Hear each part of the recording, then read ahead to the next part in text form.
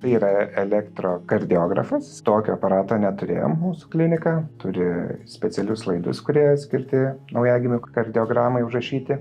Ir mums tai buvo labai svarbu dėl to, kad galėtumėm greičiau identifikuoti tiek širdies ligas, tiek širdies ydas. Taipogi galėtumėm greičiau diagnozuoti ligas, ar tai susijęs su širdim ar nesusijęs su širdim. Taipogi šis naujas aparatas turi labai gerą funkciją, kad visi duomenys iš karto tiesiai keliauja į elektroninę ligos istoriją, kas dar labiau pagreitina visus sprendimo priėmimo būdus ir greičiau galėtumėm padėti naujagimiam.